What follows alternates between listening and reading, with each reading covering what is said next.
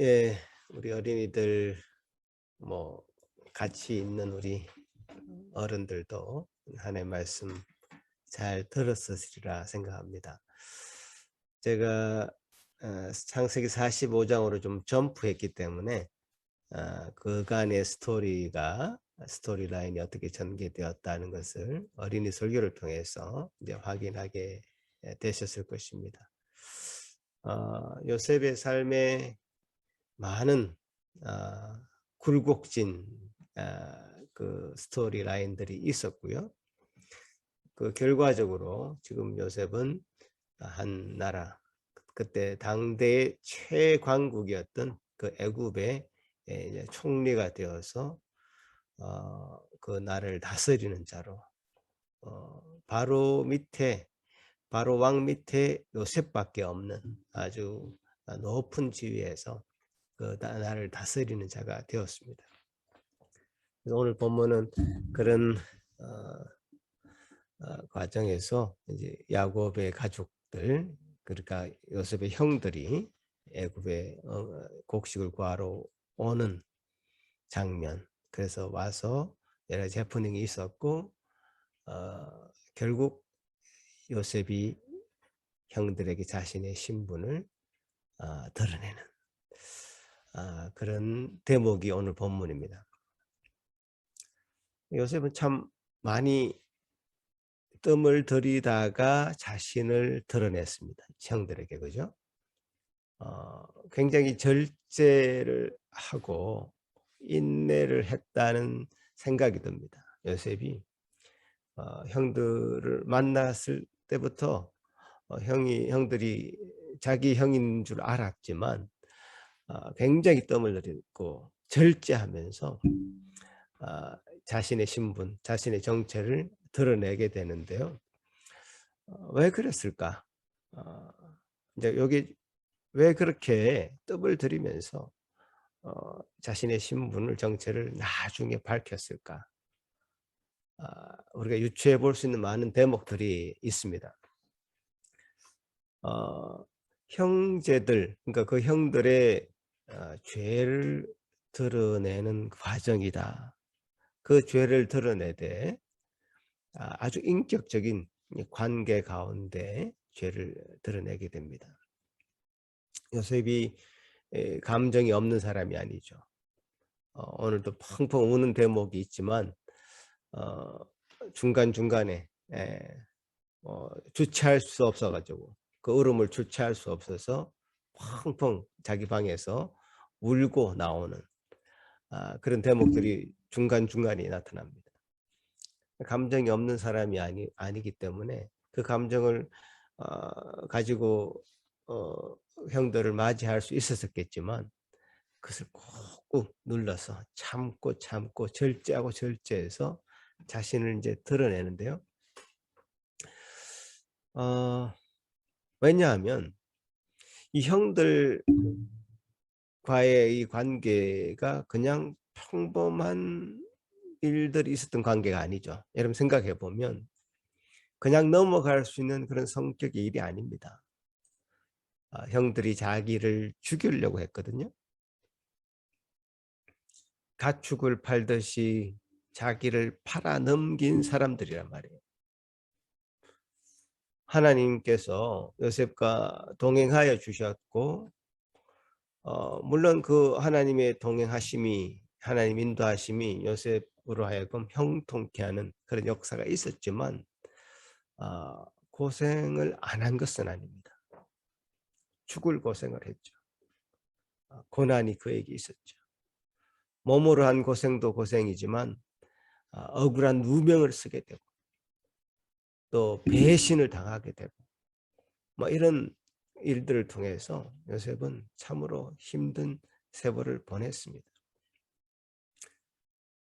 그가 요셉이 애굽에서 자녀를 낳게 되는데 첫째 아들 이름이 므낫세라는 아들 이름 낳는데요.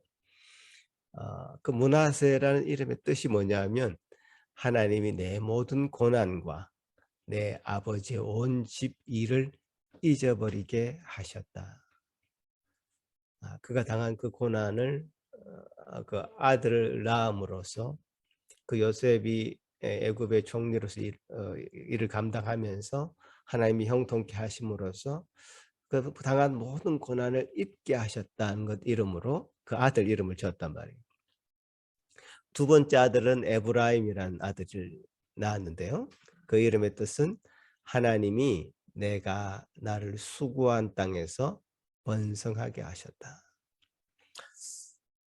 그 두 아들의 이름에 공통적으로 들어가는 말은 고생과 수고라는 말이 들어갑니다. 고난은 고난이죠. 고난이 즐거움은 아닙니다. 가시에 찔리면 아프고요. 눈물이 찔끔 나게 되어 있습니다. 고난이 아닌 것으로 덮을 수는 없는 겁니다. 덮어서도 안 되죠.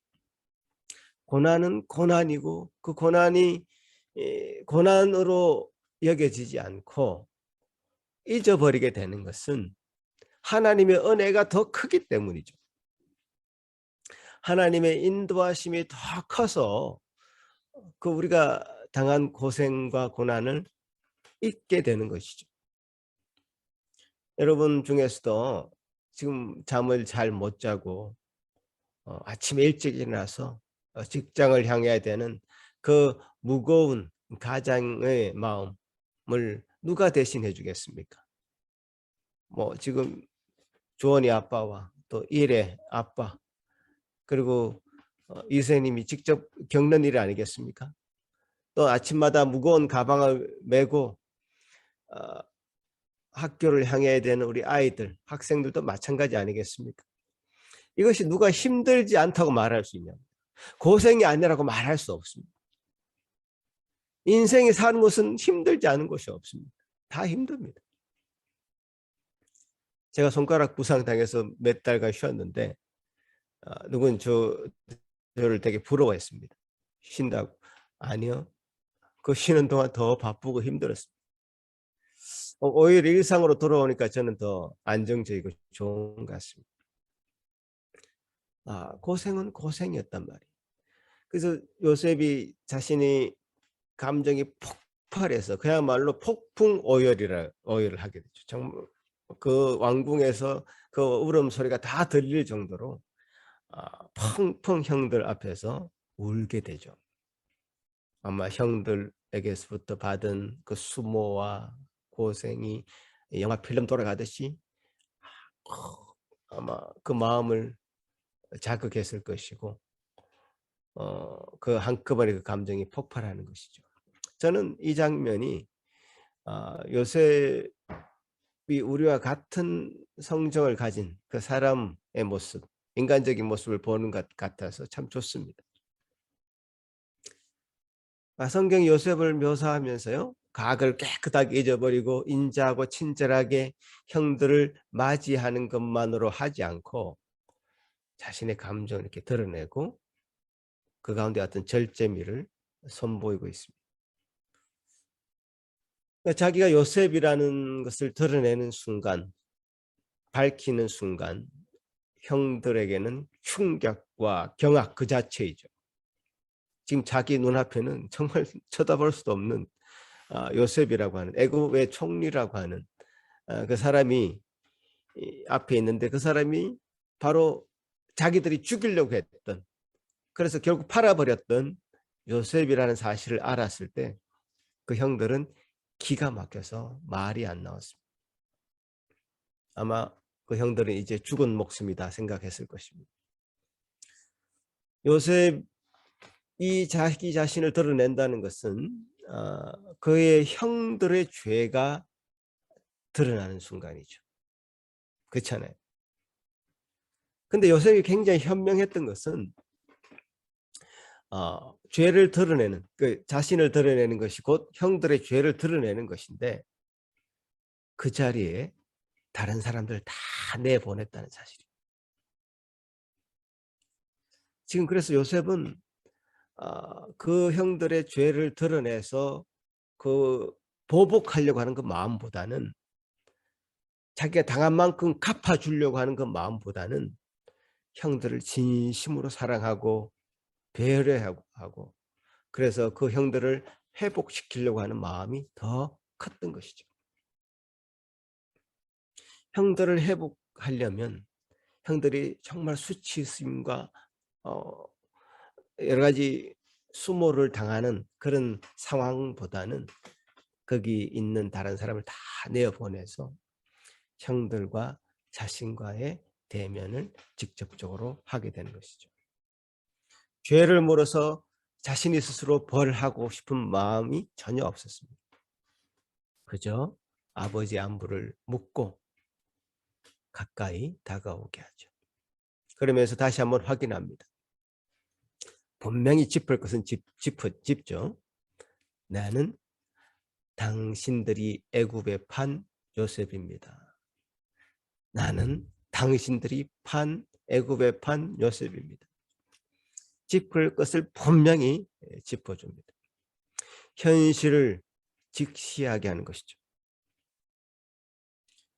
아마 형들은 지금 꿈을 꾸고 있는 것이 아닐까 생각할 수 있습니다. 정말 이건 꿈이다. 이거는 어디 노예로 살고 있거나 죽었을지도 모를 그런 요셉이 지금 자기 앞에 나와서 한 애굽의 총리로 서서 자기 스스로를 요셉이라고 얘기하니 정말 이것은 꿈일 것이다. 굉장히 현실감이 떨어지는 꿈이다 생각했을 것입니다. 드라마도 이렇게 만들면요, 현실성이 떨어진다고 비판합니다. 그렇지 않겠습니까? 형들의 죄를 정말 드러내되 다른 사람을 다 내보내고 진정으로 그들이 회복하는 마음을 가지고 접근하고 있는 요셉을 기억하시기 바랍니다. 형들은 지금 아무 말도 하지 못하고 벌벌 떠는 상태입니다. 죽은 목숨이라고 생각할 수 있는 그런 상태죠. 그 형들은 이미 벌을 충분히 받았습니다. 여러분 다 읽지는 않았지만 오늘 45장 15절에 이르기까지 그 형들은 요셉이 말하는 동안에 한마디도 못하고 있습니다. 입이 기가 막히면 말문이 막히잖아요. 말문이 막혀서 말을 못하고 있는 그런 상황입니다.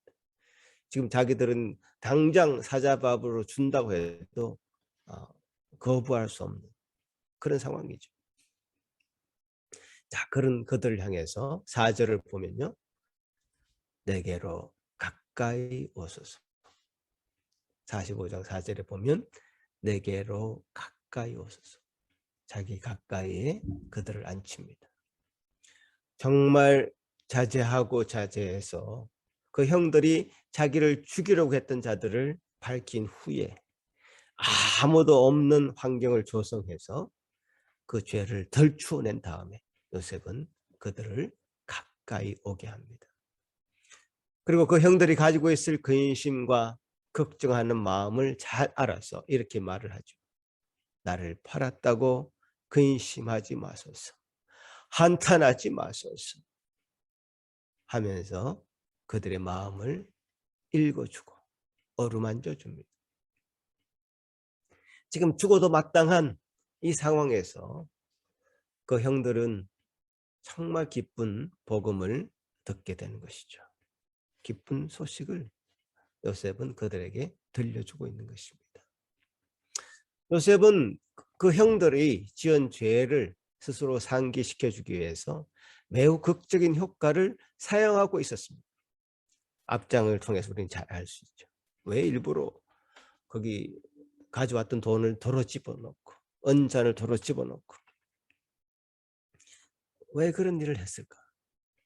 그 요셉이 형들을 처음 만났을 때 바로 아는 척할 수도 있었겠지만 그렇게 하지 않고 자신의 감정을 절제하고 절제해서 스파이라고 몰아붙이고 감옥에 가두고 왜 그랬을까요? 한 가지 단서는 창세기 42장 21절에 있습니다. 원철이가 한번 그 42장 21절 한번 띄워주시면 그 형들이 이렇게 고백하는 대목이 있습니다. 같이 한번 읽어볼까요? 시작.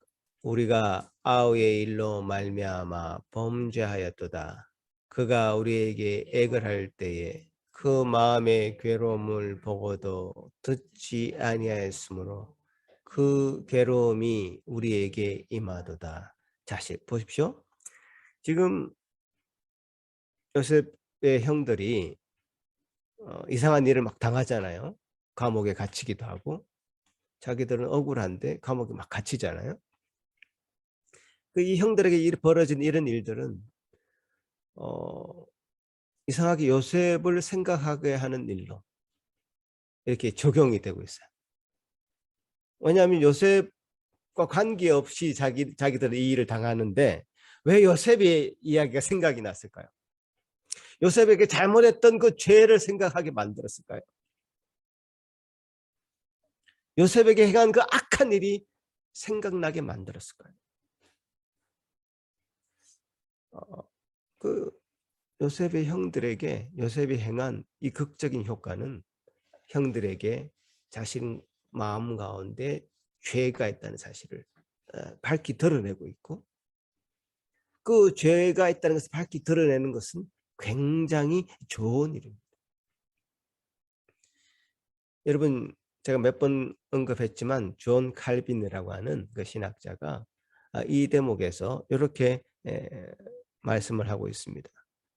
한번 같이 PPT를 보시면 이렇게 고백하는 장면이 있습니다. 이것도 같이 한번 읽어보겠습니다. 시작.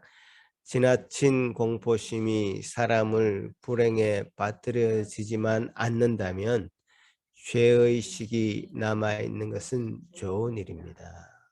예.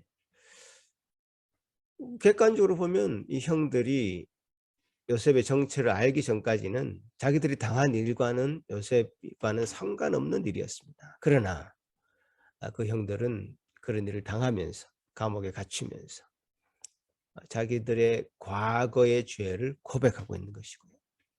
하나님 앞에 있는 모든 인간은 이런 죄의식 앞에 자유로울 수가 없고요.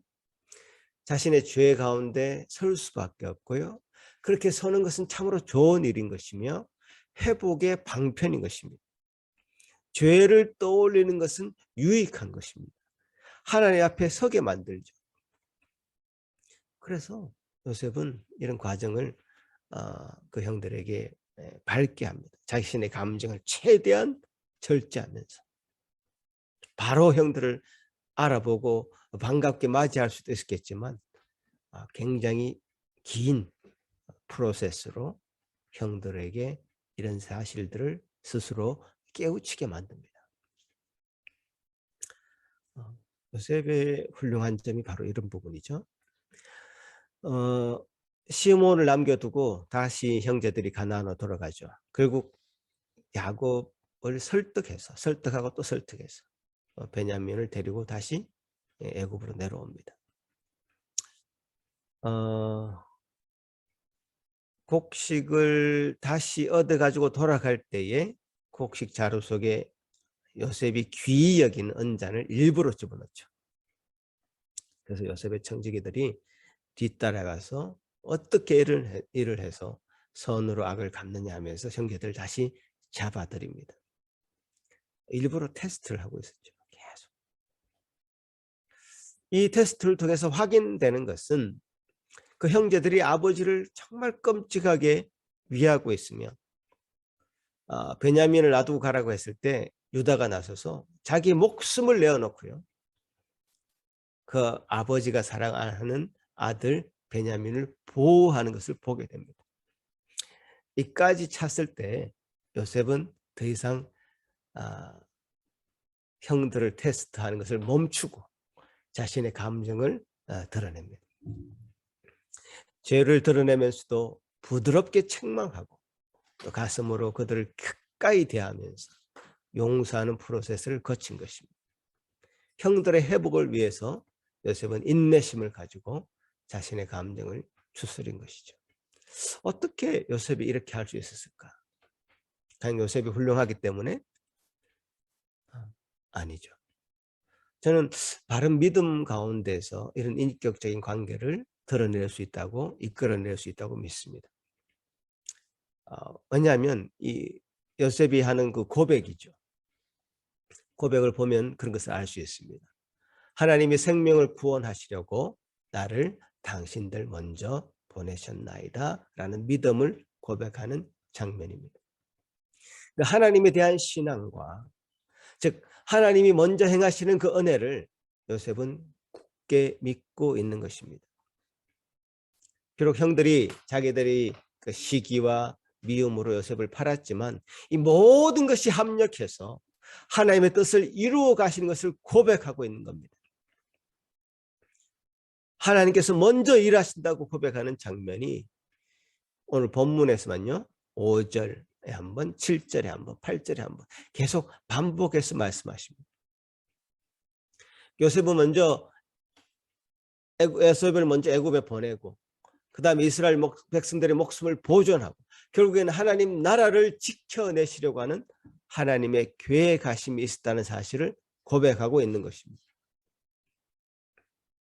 그러니까 하나님을 믿는 신앙은 바로 이런 것입니다. 사람보다 더 큰 하나님을 믿는 것입니다. 사람의 생각보다 더 큰 하나님의 계획을 신뢰하는 것입니다. 하나님의 일하심을 믿고 그분께 우리를 맡기는 것입니다. 하나님은 우리의 생각으로 담을 수 있는 분이 아닙니다. 초월적이고 전지전능하고 무한하신 분입니다. 그래서 우리는 믿음의 통로로만 그분께 나아갈 수 있습니다. 히브리서 11장 6절 말씀 보면요. 같이 한번 읽어볼까요? 시작. 믿음이 없이는 제가 읽어드리겠습니다. 믿음이 없이는 하나님을 기쁘시게 못한다고 합니다. 믿음이 없이는 하나님을 기쁘시게 못합니다. 우리의 인생은 그 믿음을 가지는 것으로 시작해서 신앙을 시작하고요. 믿음의 모습을 갖추어가는 평생을 살게 됩니다. 그리고 마침내 제대로 된 믿음을 완성해가면서 인생을 마무리하는 것 같습니다. 그러니까 우리의 그 이해의 범위에 넘어서 있는 하나님을 믿음으로 바라보고 현실의 벽에 부딪힐 때마다 하나님의 성품을 하나 둘 알고 체험하는 것 같습니다. 형들의 그 극악무도한 일을 당해서 정말 억울함에 밤마다 이불킥을 해도 되는 상황 아니겠습니까, 요셉이? 근데 8절에서 요셉은 이런 고백을 꺼내게 됩니다. 나를 이리로 보낸 자는 당신들이 아니요 하나님이시다. 그러니까 요셉이 애굽으로 온 것은 형들 때문이 아니라 하나님이 애굽으로 오게 만들었고요. 그 죽을 고생을 하게 만든 장본이 바로 하나님이라고 고백하는 겁니다. 하나님께서 형들로부터 배신당하게 했고요.